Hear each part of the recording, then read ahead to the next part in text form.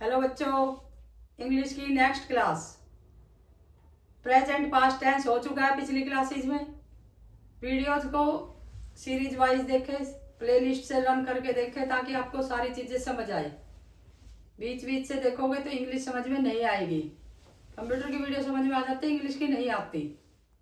तो प्लेलिस्ट को रन करके ही देखें एक एक करके ताकि आपको अच्छे से समझ आ सके। तो future tense, future indefinite tense.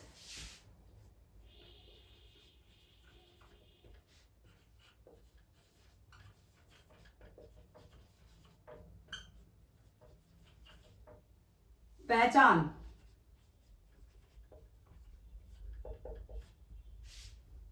जिस सेंटेंस के लास्ट में ता होगा, ती होगा,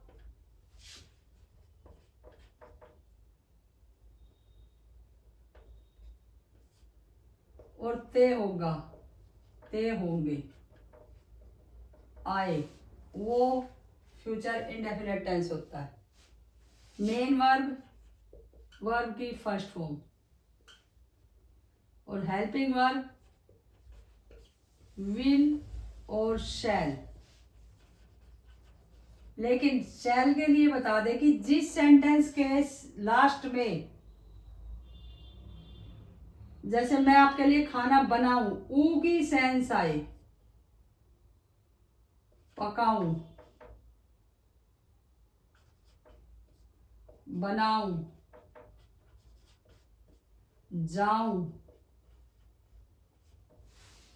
इस तरीके के जो सेंटेंस होंगे जिसके लास्ट में इस तरीके की पहचान आए, ऊ की सेंस, वहीं पे सेल आएगा। नहीं तो सेल का यूज होता नहीं है, या फिर कभी कभी आई के साथ सेल आता है, वरना सारे ही सेंटेंसों में विल का यूज होगा। तो वो सेंटेंस जैसे जैसे करवाएंगे उससे पता चलेगा। बाकी हम रूल के लिए छोड़ नहीं सकते, ना सेल को छोड़ सकते ना विल को छोड़ सकते हैं, क्योंकि रूल्स में अभी दोनों ही चल रहे हैं, तो हम नहीं छोड़ सकते भाई। Simple sentence, subject plus will शैल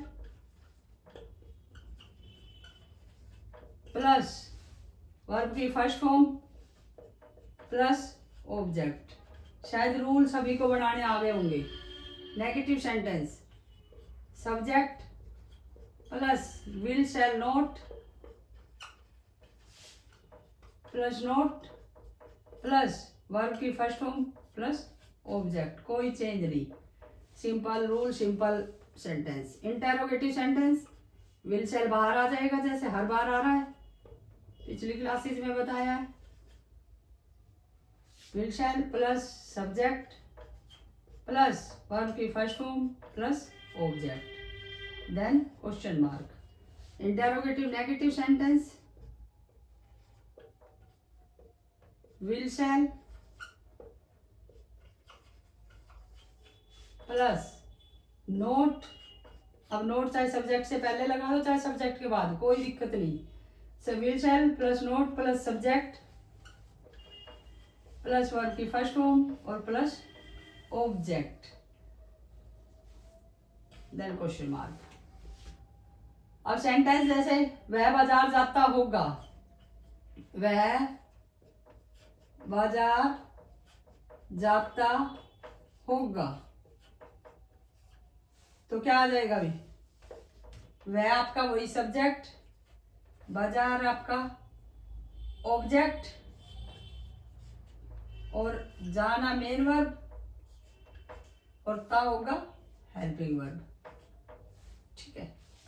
अब ही के साथ, क्योंकि अब पहले बता चुके हैं कि विल किसके साथ आएगा और सेल किसके साथ आएगा। 99% विल का यूज होगा, 1% सेल का यूज होगा। तो वो हम सेंटेंस बताएंगे, पहले विल का बताते हैं। तो यहाँ पे आएगा विल, ब्रैकेट में लिख लो चाहे याद रख लो, कोई दिक्कत नहीं। तो he will go to market. अगर नेगेटिव बनाना है तो ही विल नॉट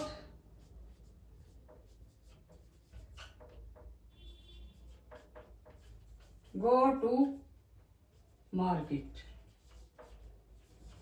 तो कोई भी मुश्किल नहीं है। अगर इंटेरोगेटिव बनाना तो will he go to market. Interrogative negative बनाना तो will he not go to market. तो ही के पहले नोट लगा दो या बाद में, इसमें कोई फर्क नहीं है, बस विल आगे आ जाएगा। अगर WH फैमिली है तो फिर बता रही हूँ WH फैमिली का वर्ड आगे लिखो, बाकी सारे सेंटेंस को बिल्कुल सिंपल लिख दो, कोई दिक्कत नहीं। WH फैमिली सबसे आगे लिख दो और बाकी सेंटेंस को बिल्कुल सिंपल में लिख दोगे तब भी गलत नहीं है। या फिर हेल्पिंग वर्ब आगे लाके और WH फैमिली लिखोगे तब भी सही है। तो मीन्स सेंटेंस को किसी भी तरीके से लिख सकते हो, गलत नहीं है। उसके लिए आपको इतना कोई रिस्क लेने की जरूरत नहीं, ना कोई सिरदर्दी है इसकी। अगर हाँ सेंटेंस ता होगी जगह सेल का यूज हो तो कैसे जाएगा, वो एक सेंटेंस और बता देते हैं।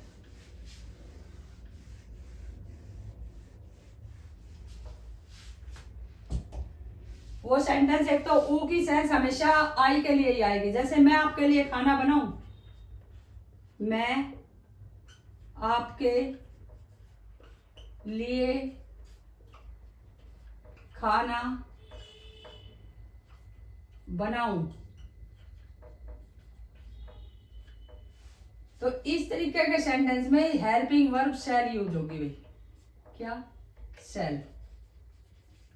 सब्जेक्ट होना चाहिए हमेशा मैं। तो ये सब्जेक्ट हो गया आपका, ये ऑब्जेक्ट हो गया आपका, और के लिए आपकी एक तरह से प्रीपोजिशन आ गई तो फोर आ जाएगा, ठीक है। और खाना आपका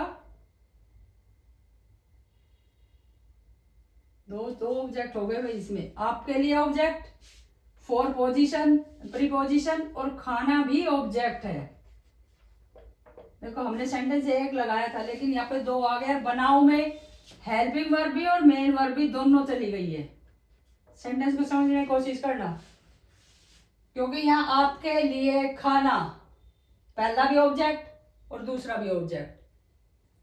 अब इस ऑब्जेक्ट को हम जोड़ेंगे क्या, किसके लिए? लिए आ रहा है सीधा, प्रीपोजिशन आ रही है कि आपके लिए, तो फॉर यू आ जाएगा। जोड़ने की कोई दिक्कत नहीं है। कई बार सब्जेक्टों के बीच में ऐसा कोई कंजक्शन वर्ड या ऐसी कोई प्रीपोजिशन नहीं आती, तो फिर हमें सोचना पड़ता है कि किस वर्ड से जोड़े, तो वो सेंटेंस की सेंस ही बताती है। यहाँ आपको दिक्कत नहीं है क्योंकि फोर आ रहा है, ली आ रहा है, तो फोर आ जाएगा। तो सेंटेंस कैसे बनेगा? आई शैल।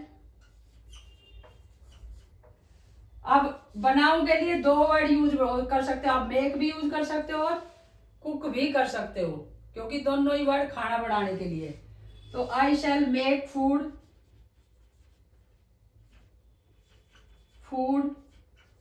फॉर यू, इस तरीके से सेंटेंस हो जाएगा।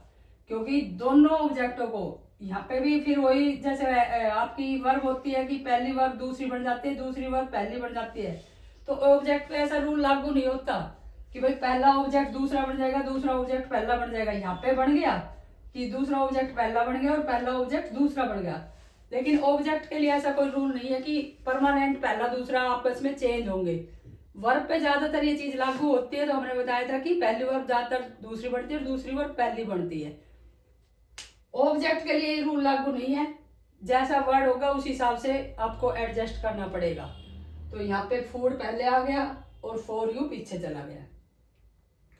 फॉर यू फूड गलत हो जाता अगर आप सेंटेंस बिल्कुल सीधा ले जाते कि आपके लिए खाना बनाऊं फॉर यू फूड या यू फॉर फूड।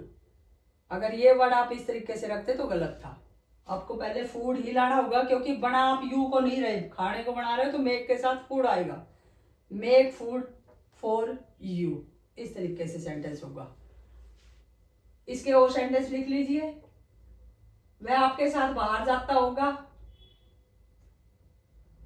बच्चे क्रिकेट खेलते होंगे, अध्यापक पुस्तक पढ़ाता होगा, वे गाना गाते होंगे, मैं आपके लिए गाना गाऊं। इस तरीके से कोई भी सेंटेंस आप बढ़ा सकते हो जिसमें ता है, ता होगा, ती होगी या ऊ की सेंस आई। तो सभी में विल शैल का यूज होगा, प्रेजेंट इंडेफिनिट टेंस। इस तरीके से आप आसानी से इंग्लिश सीख सकते हो। इंग्लिश सीखने के लिए कोई ज़्यादा एफर्ट की ज़रूरत नहीं है। पढ़ाई से आसान कुछ भी नहीं है अगर भाई ध्यान लगा के करोगे तो। तो अगर वीडियो पसंद आई हो तो लाइक करें, सब्सक्राइब करें। Thank you for watching this video.